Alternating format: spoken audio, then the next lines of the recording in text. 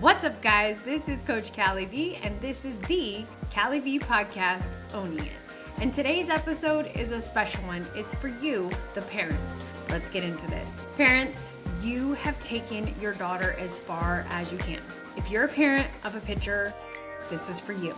Listen to this. You have taken your daughter as far as you can. Okay. And I don't say that as a knock. I say it with a ton of respect because the reality is most of you have poured everything into getting your daughter to where she is today. You've driven her to practices. You've caught for her.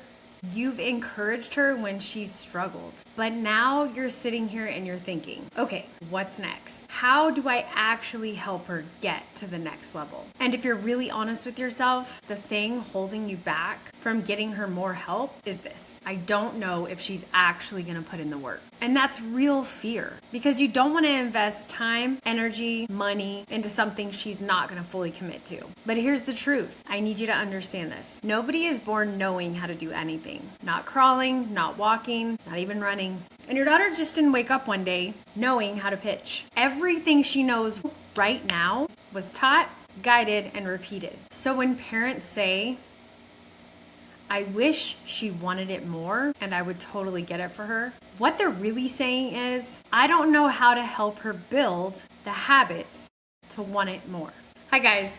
If you don't know this by now, my name is Coach Callie Vandervalk. A lot of you call me Coach Callie V.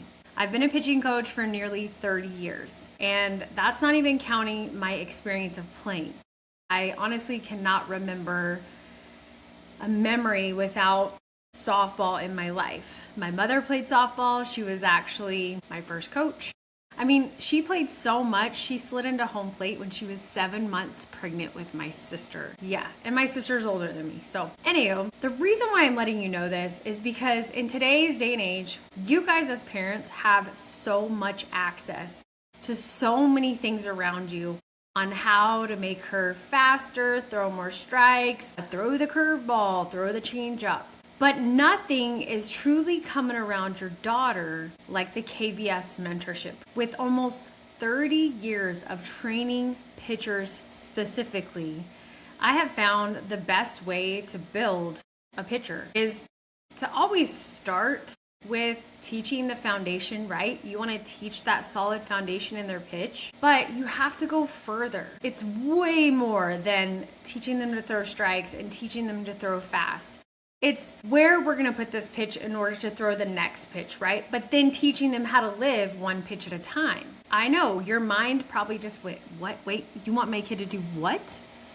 Okay, so picture this. I'm going to give you two scenarios. Scenario A, new pitcher. She's got the itch to pitch. And in fact, she's like the fastest 10-year-old pitcher, right? I mean, take her to California and she's just throwing with the best of them. But then as she starts to grow, she hits this gnarly growth spurt. And all of a sudden, the 10-year-old that could throw 58 miles per hour has dropped speed. She's not only dropped speed, we're talking like phenomenally, like she's down to 50, 48 miles per hour. But she's also getting injured more.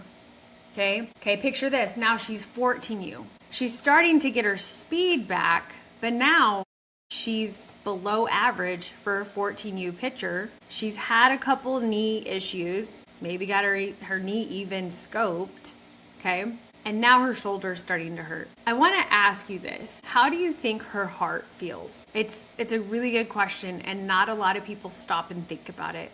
That's a lot to work through, right? All because when she was a 10U pitcher, she was throwing gas, she was lights out, she was the best, right? And her parents thought they were doing everything to support her when in truth, that wasn't enough. I know, for some of you, this is really hard to hear and you could be totally mad at me. I get it. You have every right to be upset with me. I can share my own parental failures, and that's not what I'm trying to do here. What I'm trying to show you is just because pitcher A is really good at 10U doesn't mean she's always going to be really good. At the end of the day, we don't want our daughter throwing 16U ball like she did when she was 10. That would put her throwing 58 miles per hour as an 18U pitcher, which if she's not spinny and she can't place the ball, that's not a good place to be in. Okay. So now pitcher A is having to go through her high school career, not really knowing how to move correctly. The movement patterns that she has actually mimic how she pitched when she was 10. And don't forget the distance jump, right? We have from 10U to 12U, from 12U to 14U. There is a lot of mechanics that get broken just to throw fast or just to throw a strike, okay? So she's in a world of pain right now. And she's actually wondering, is it even worth it? Do I even want to go on anymore? Can I even go on anymore?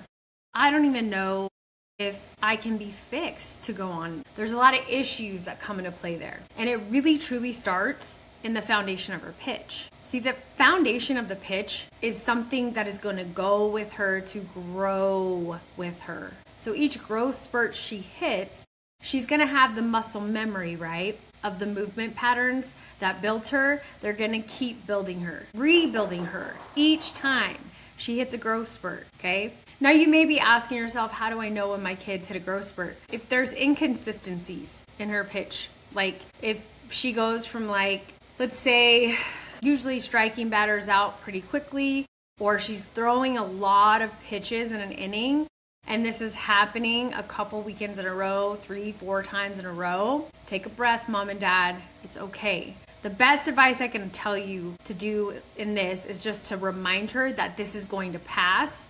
And the best thing she can do is always go back to the basics, to her solid foundation. So pitcher A is now in high school, in a world of pain, is questioning going on to play softball because the mechanics that got her from A to B are not going to be able to get her from B to C. Now, pitcher B. Pitcher B, 10U pitcher, has the itch to pitch, and the parent sees it. And they're like, oh man, she's so good. Like, I love watching her get on the mound. She really is aggressive. And the parent's like, okay, regardless of how she feels about this today, I know this is something that she loves to do. And I really want to set her up in such a way that as she grows throughout high school and into college, she is going to be able to perform where she is at, right? She's going to be healthy. She's going to decrease chance of injuries. So pitcher B's parent gets the pitcher into my program, okay? And it's so funny because as I'm telling you this, like so many memories of pitchers at 10U when they come into my program, even 8U, 9U come into my program and they're just baby deers, right? They're just all over the place. And it's really cool to watch them start figuring out what they are capable of doing, okay? So this pitcher B, all of a sudden starts 12U ball. Now keep in mind, she's only throwing, like she's 10U, so she's throwing about, I would say anywhere from 38 to 41 miles per hour. You know, her parents are combating all the other parents because they're telling them that their daughter's too slow. But yet, when you look at the big picture of it, their daughter loves this game, okay? She's healthy. Mentally, emotionally, as well as physically. And she's in a place where she's never gonna have to push to gain speed because she's learning the proper movement patterns that are going to go with her as she grows up. All right, so you have the jump from 10U to 12U. And when I say jump, I mean the mound is gonna move back. This is where I'll see a lot of energy leaks. And then I just remind them like, hey, truth is, it's gonna suck for a little bit, embrace it. You're not going to throw as fast as everyone in this moment. The biggest thing you can do here is embrace that and trust your process. And as a parent, you keep repeating that to her, right? Keep her moving through her positive movement patterns instead of comparing her to what everybody else is doing out there. Unfortunately, we can't press fast forward and see if what we're gonna do is gonna work. But as somebody who's been doing this for almost 30 years, I can already tell you what's coming if you cut corners in her mechanics just to throw fast or just to get it across the plate. It's not good. There is burnout in all facets of it. So pitcher B goes from 12U to 14U. She's still thriving. She's starting to gain speed. And she's starting to gain the attraction of other teams. And the biggest thing here is she's gaining attraction because she's consistent. Coming into 14U ball with a solid fastball, she's able to move it in and out. She's able to tunnel her changeup, okay? She also can throw a drop ball. She's got a gnarly curveball, and she's almost got her rise ball in her back pocket. Okay, so teams are starting to look at this going, wow, this kid's coming in with consistency. She has drive, and she has this phenomenal characteristic to keep her blinders on and run her race and pitch her game. That is attractive. Coaches want that on their team, and teammates want to play with that pitcher. There's something that is contagious about that. Okay. Gets into high school, pitcher B is loving it. She's still gaining speed, healthy. And then there's going to come a day where she's going to come to me and like, coach, I really want to do it. Let's go ahead, hanker down on speed. I'm going to go, all right, your mechanics look beautiful. I can tell you right now that you are in a healthy place right now where we can start increasing speed. Also, looking at our season, what season is she in? Is she in the off season? You got to start factoring this stuff in, right? And I know you guys might disagree with this, but yes, you can train when you're in season. It's just a matter of doing it right. And so many of you don't think it's possible, but it is. And I can speak from experience with my own daughter. Last year, she hit a gnarly growth spurt as a freshman in high school to where every time she went to run, she had hip pain. It was like lower back, right hip pain. Super scary, right? You just don't know what's going to come of that. So thankfully, I had got her in with a facility out here in Phoenix called Push Performance and also Nextera PT. They're partnered. I've been having her train there since she was in spring break of, I think, 7th grade, if I remember right. And her strength training program is all designed for her, just like my pitching program, right? This makes sense to me. I've seen it work, okay? It's all built for her. So she comes in, they do a movement assessment on her. They're able to take out any inclination of an injury. And they said, everything is telling us by her data, she's not injured because she's not losing strength in her legs or anything crazy like that. This is a growth spurt.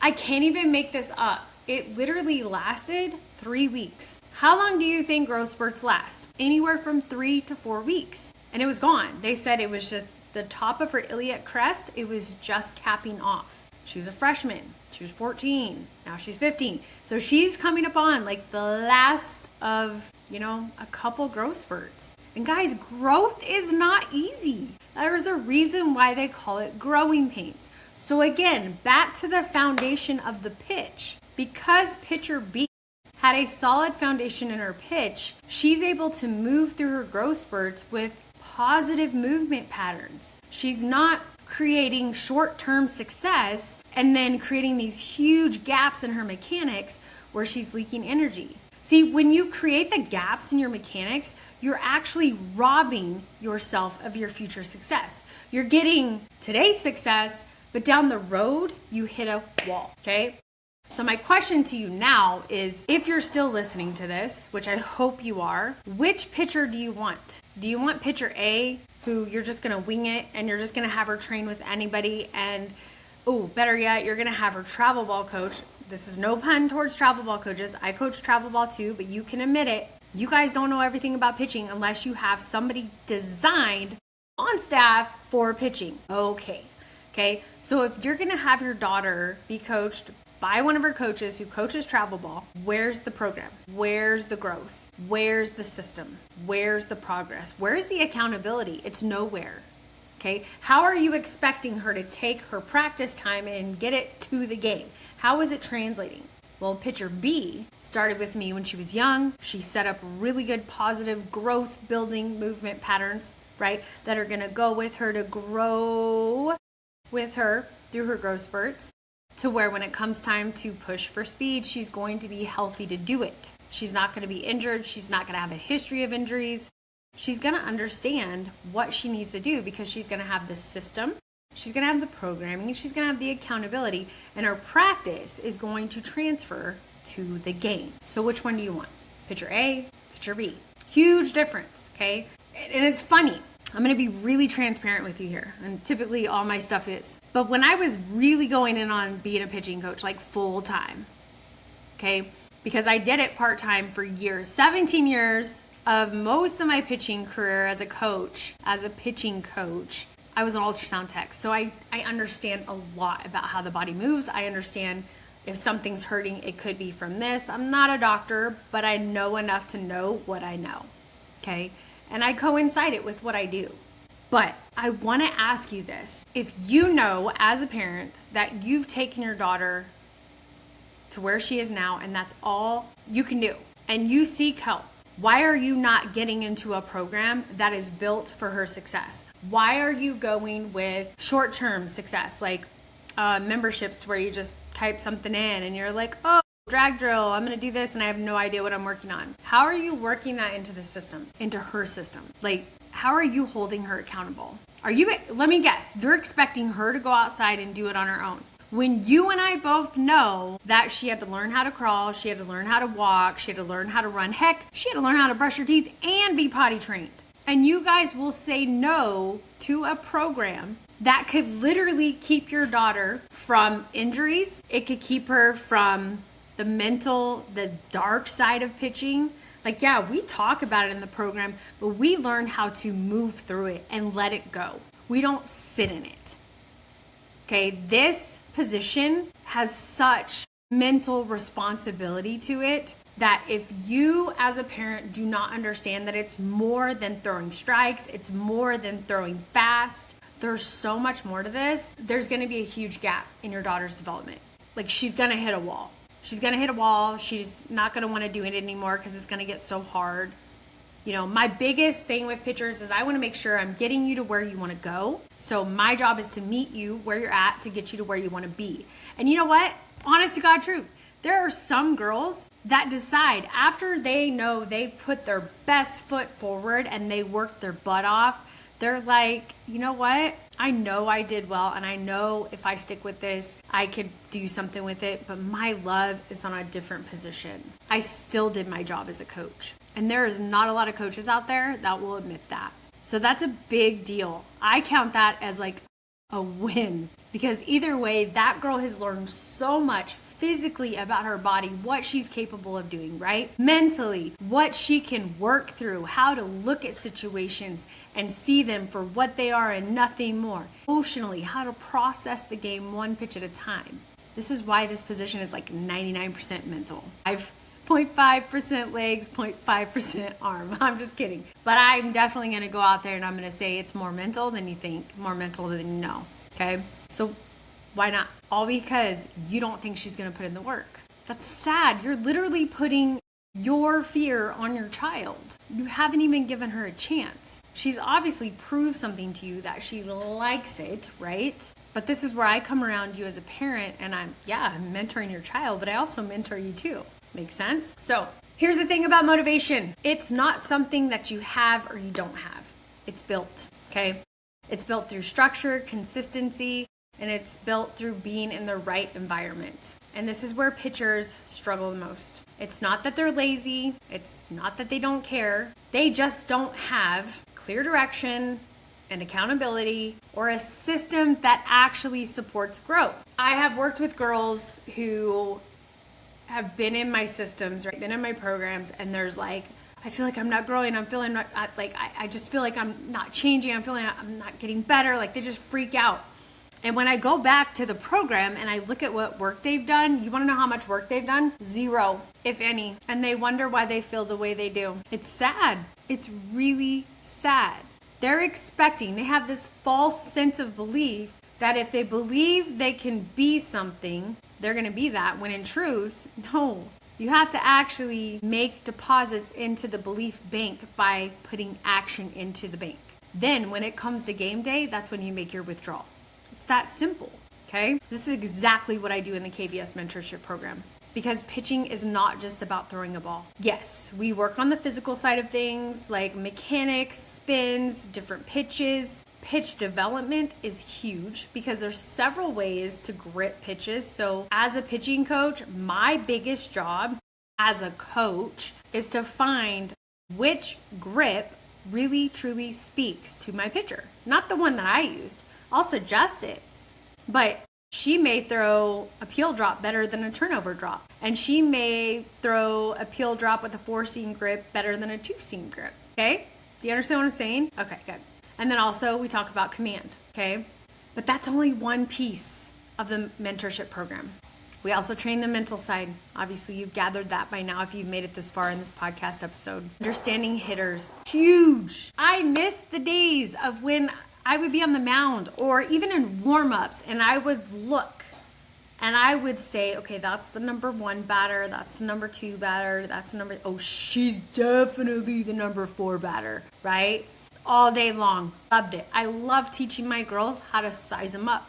Look for swing characteristics. Watch their feet, okay? Look at where their swing is. Is it long? Is it short? Are they swinging up, right? Oof. Rise ball in all day long. I'll see you. Pop up to third. Pop up to me. Pop up to my first baseman. Better yet, just pop up to my catcher. You're out. Bye. Seriously, this is where my brain goes on this stuff. But we also train the mental side, understanding the hitters, knowing why you're throwing certain pitches. I kind of just showed you, like when I see a swing that swings up, I know to go inside and high on them. Okay? Learning how to compete, not just perform. Yes, I get it. You're a performer. We all are when we play sports, especially if you're a pitcher. You like being in the circle. You like the control. You like the pressure. The pitchers who do not do well with this don't like being front and center. Don't like the pressure. Don't keep pitching. That is a personality trait, right? Not all of us are not shy. I consider myself to not be shy, okay? I grew up singing in the church. When my papa would say, my granddaughter, Callie Jo, is going to bless us with a song. That was me. I didn't have a chance to create shyness. Make sense? So really talk to your daughter. Does she like it? Is it something that just makes her heart just burn with so much joy? I'm sure you picked up on it when I was telling you how I love to size up batters when I was pitching. Okay, that kind of joy, the spicy joy, okay? And then there's the emotional side, which honestly does not get talked about enough because being a pitcher is so heavy. And I am so grateful that I honestly did not come face to face with a bad coach until my last year of my college career, which I didn't know that was going to be the last year I played. If you haven't heard my story, I encourage you to listen. It is on my podcast. I do share how my career ended, and it wasn't an injury. I almost died. It was pretty crazy. So I encourage you to listen to that. But all through up into that point, I had such amazing coaches that really taught me how to win this position emotionally, how to cross a line on the field and leave everything else behind. They truly taught me how to compartmentalize my day. I could have the worst day ever, or I remember my senior year of high school, I wanted to be in the talent show because I sing too. And I remember I wanted to be there so bad. And I even made it. I was in the top 10 to do it. And we ended up having a game that day. But I learned how to separate it, right? Was I sad that I wasn't able to sing in the talent show? Heck yeah, I was. But I also knew what my responsibility was as a pitcher. So I went out there and, needless to say, shut him down. All right, so because this position is so heavy, it's because you start to understand, wow, I'm really in control of this game. And with the control comes the pressure, comes the responsibility. And I know it's trending right now, but pressure is a privilege. If somebody truly depends on you that much, that says a lot about you and your characteristics and your personality and just your friendship fundamentals, okay? And if a pitcher doesn't know how to handle that, it will show up everywhere. Literally, just if you're not putting the correct intention into your practices, your games are gonna reveal it. Your games will also reveal lack of confidence. Okay, fun fact here. When I was in high school, I probably did this in college too, but I remember a lot in high school, especially when I was in New Mexico. I would be so amped, right? Just in it, in that flow state, that when I would strike somebody out, I'd say, sit down. I mean, it was literally sit down,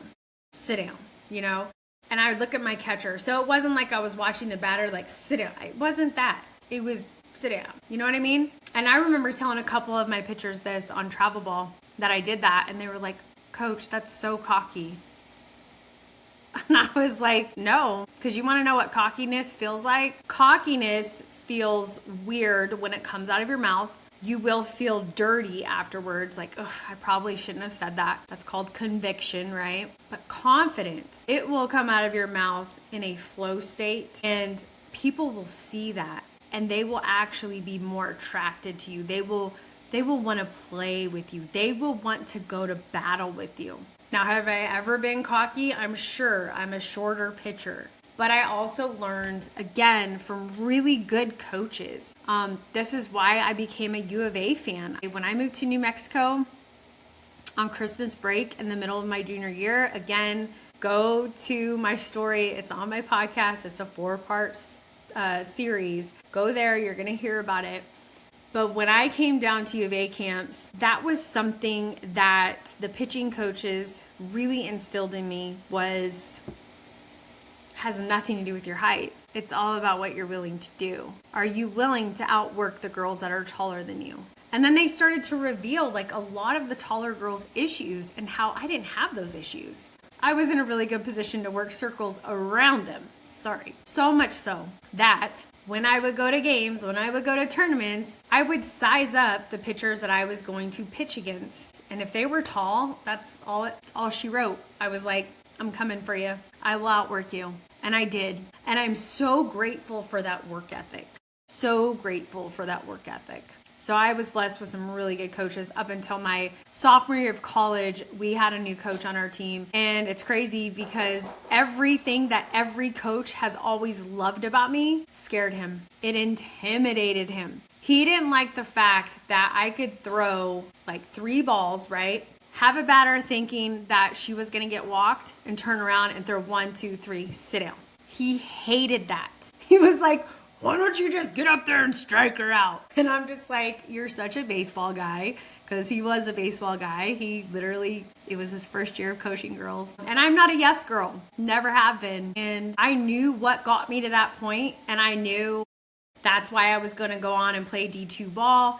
I knew what made me good and why coaches wanted me on their staff. And for some reason, he found it so intimidating. And it's cool though. He's still coaching all these years later, and I'm really hoping he figured it out. I mean, obviously he must have figured something out about coaching female athletes because he's still coaching. So anyways, what I've seen over and over again is this. When a pitcher is in the right environment, where she's supported, where she's not nagged, like, go do your drills. You need to go do this. Go throw. Blah, blah, blah. Not constantly second guessed by her parents, because her parents are being second guessed by their circle of friends. Be careful who you sit with in games, okay? Everything will start to change. She starts showing up differently. She starts working without being told. She starts taking ownership. Hence this podcast, right? Owning it. And suddenly, practice actually transfers to the game. Because now there's structure behind it. There's purpose behind it. So if you're a parent listening to this and you feel like you've done everything you can up to this point, but you also know she has so much more in her, you're not wrong. She might just need a different level of support. And that different level of support is there to unlock that next version of herself. So parents, if this is hitting home with you, I want you to take the next step. I offer follow-up calls where we can actually talk about where your daughter is right now, what she's struggling with, and what it would look like to get her to where she wants to go. No pressure, just clarity. Because at the end of the day, you've already taken her this far. Now might be the right time to get her the support that she needs to get to the next level. Yes, we are going to talk about how my program works. And yes, if your kid looks like she's a good fit for this program, I'm going to invite her to join the program. It's that simple. So if this is something you want to do, listening to this podcast, well, this is your sign. What I'm going to have you do now is super simple. You're just going to go to the show notes, and I'm going to put my link in there, and that's going to be the application link. And from there, you're going to book a call with me. This is the follow-up call. This is where you and I are going to sit and talk just like this. We don't need to live in the same city. Okay, gone are the days of doing things that way. Okay. That's all you need to do, okay? So remember, this is not in no way trying to tear you down. You're listening to this right now because you realize as a parent, you've gotten her to where she's at. You've put her at the right tables. You've put her in the right circles. but now you're starting to see something needs to change. And that's where I created the KVS Mentorship Program, not only for pitchers like her, but for parents like you. As always, guys, I appreciate you guys for listening to the show. Please make sure you subscribe so you don't miss out on the big picture here at KVS. If you are ready to jump on a call with me, just go to the show notes, fill out the application. From there, you'll be prompted to get on a call with me. And let's talk about your daughter's dreams. Let's talk about her goals. Let's talk about what's not been working, but most importantly, where she wants to be. I appreciate you guys. Take care and God bless.